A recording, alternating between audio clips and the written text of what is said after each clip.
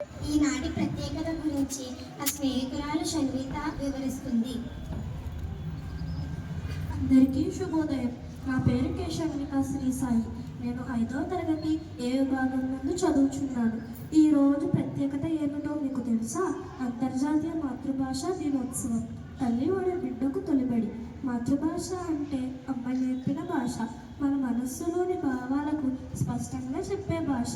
మన ఆలోచనలకు, భావాలకు, సంస్కృతికి పునాది. ప్రతి భాషకు తనదైన గొప్పతనం ఉంది. భాషల వల్లే మన సంస్కృతి సాంప్రదాయాలు తరతరాలకు చేరుతున్నాయి. మాతృభాష మన వ్యక్తిత్వాన్ని పెంపొందిస్తుంది. అందుకే మన మాతృభాషను ప్రేమించాలి, గౌరవించాలి, కాపాడాలి. ప్రపంచంలో చిన్న పెద్ద భాషలన్నిటినీ రక్షించుకోవాలి.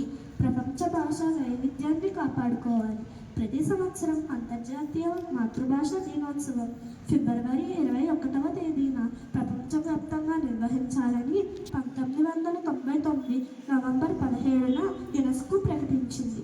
ఇప్పుడు మన మాతృభాష తెలుగు గురించి తెలుసుకుందామా? మరి మన మాతృభాష తెలుగు ఎంతో మధురమైనది, సమృద్ధమైన సాహిత్య సంపద కలిగినది. వేల సంవత్సరాల చరిత్ర కలిగిన తెలుగు భాషను ఇటాలియన్ ఆఫ్ ది ఈస్ట్ అని పిలుస్తారు.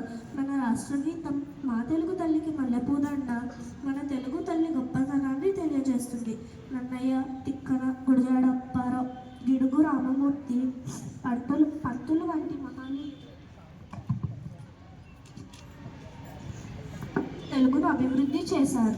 శ్రీ కృష్ణదేవరాయలు తెలుగు భాష గురించి చెప్పిన దేశ భాషలందు తెలుగు లెస్స అనే వాక్యం మన తెలుగు భాష యొక్క గొప్పతనానికి, గౌరవానికి ప్రతీకగా నిలుస్తుంది. మన మనుగడ కోసం ఏ భాష అయినా నేర్చుకోవచ్చు, కానీ మన మాతృభాషను అస్సలు మరిచిపోకూడదు.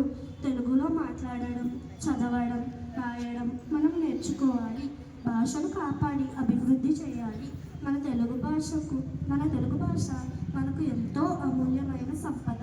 మనమందరం కలిసి మన మాతృభాషను ప్రేమిద్దాం, పరిరక్షిద్దాం.